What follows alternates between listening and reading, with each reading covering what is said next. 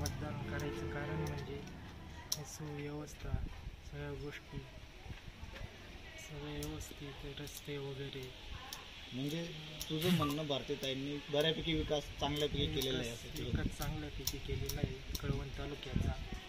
काही लोक तर त्यांच्यावरती टीका करतात का गेल्या 5 वर्षात भारती पवार कुठं चमकल्या नाही, कामं केले नाही, अशी टीका केली जाते. भारतीताई पवार म्हणजे एखाद्या गरिबाला धावून येणारे, कुठे काही मदत लागली कोणाला मदत करणारे.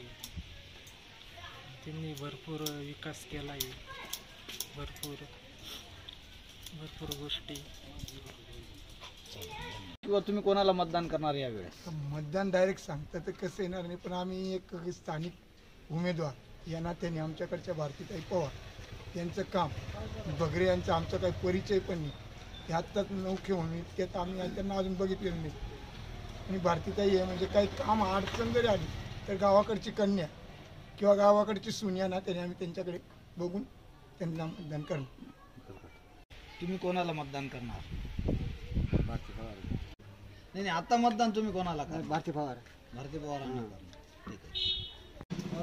मावशी तुम्ही कोणाला मतदान करणार? आम्ही भारतीताई पवार यांना करणार आहे. का करणार? आम्हाला अयोध्याला सगळ्या बायकांना सगळ्यांना नेलं आणि व्यवस्थित घेऊन गेले, व्यवस्थित ते घेऊन आले. आणि त्यांना तर विरोध खूप होत आणि आहे. सेवा म्हणजे व्यवस्थित केली त्यांनी. विरोध तर खूप आहे त्यांना. नाही, आम्ही मोदींनाच. तुम्ही कोणाला करणार आहात? गॅरंटी आहे. त्यांनी सगळी मदत केली तेवढ्यासाठी भारती पवार. हो.